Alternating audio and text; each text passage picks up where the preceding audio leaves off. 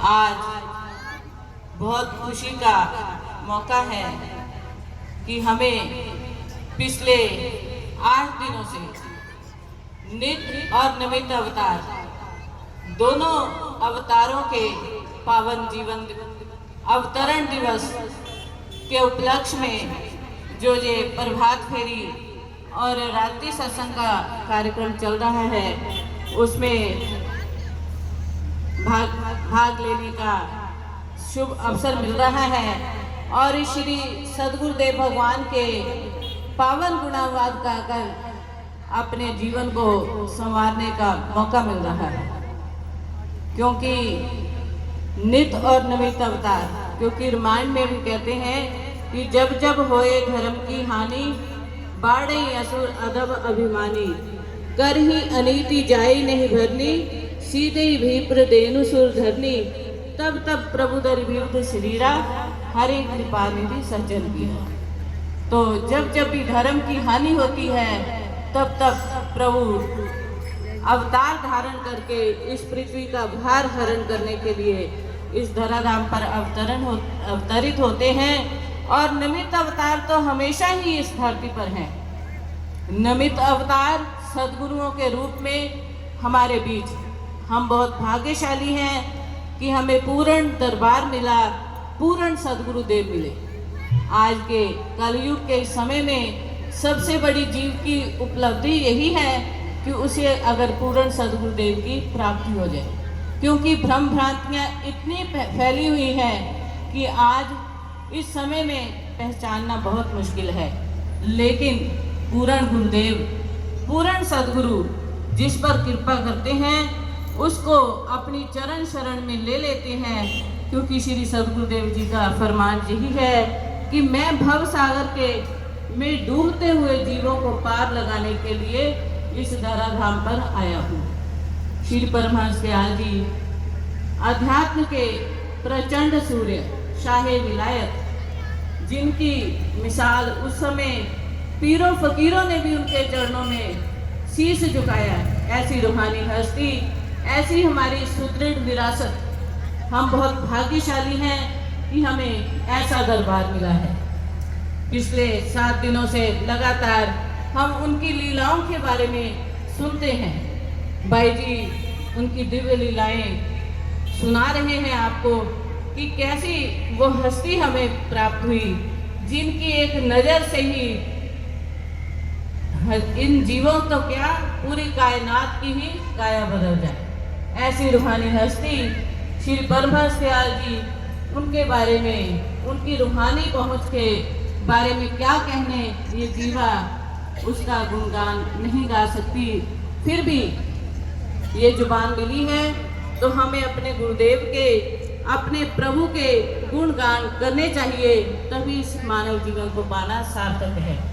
क्योंकि आज कलयुग के जीवों से बहुत भजन भक्ति नहीं बन सकती, केवल उनके गुणगान गाने से, उनकी लीलाएं गाने से ही हमारा कल्याण हो सकता है।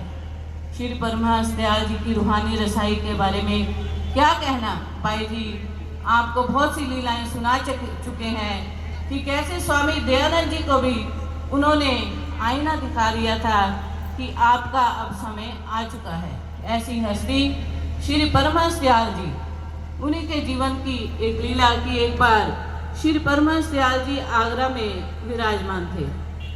एक व्यक्ति उनके पास आया और प्रार्थना करने लगा कि हजूर मेरा बेटा बहुत बीमार है, कृपया उसे कुछ ऐसी आशीर्वाद दें कि वो ठीक हो सके, क्योंकि सब वैद्य हकीमों ने मना कर दिया है कि अब इसका जीवन बचना मुश्किल है।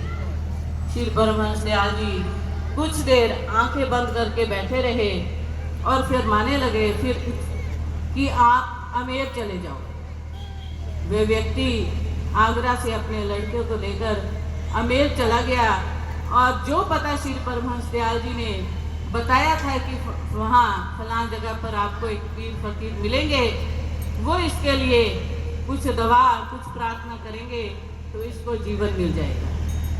वह व्यक्ति जब अमेर पहुँचा, बहुत ढूंढा परंतु कोई फकीर उन्हें नहीं मिला। थक हार कर रात को एक धर्मशाला में विश्राम करने लगा। तो मन में विचार भी आया कि अगर मेरे बच्चे को नहीं ठीक करना था और नहीं कुछ आशीर्वाद ऐसा देना था तो मुझे इतनी दूर क्यों भेजा, इतना सफ़र भी किया और मेरा बना भी कुछ नहीं। लेकिन श्री परमहंस दयाल जी की रसाई देखिए कि उसी धर्मशाला में एक फकीर, उनके साथ एक कुत्ता है और एक छोटा लड़का, वो उसी धर्मशाला में आकर रुके।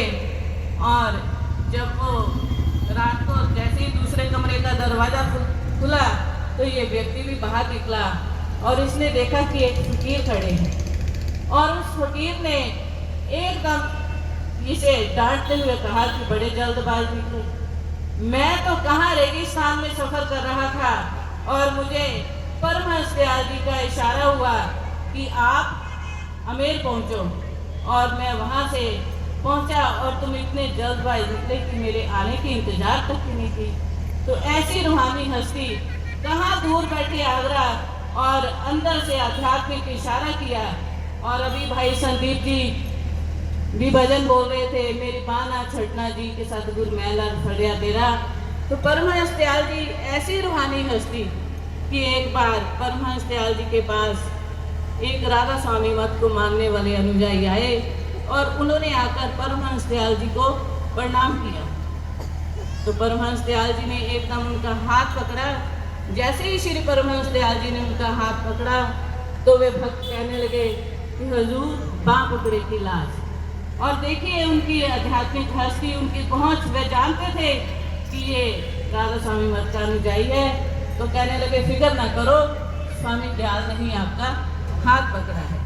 क्योंकि महापुरुषों में कोई भिन्न भेद नहीं होता, हमें शारीरिक भेद नजर आते हैं लेकिन वो हस्तियाँ अंदर से एक होती हैं, ज्योत एक होती है। और उनकी कोशिश यही होती है कि हम जो कलयुग के जीव भटक रहे हैं किसी न किसी तरह से इन जीवों का उद्धार हो।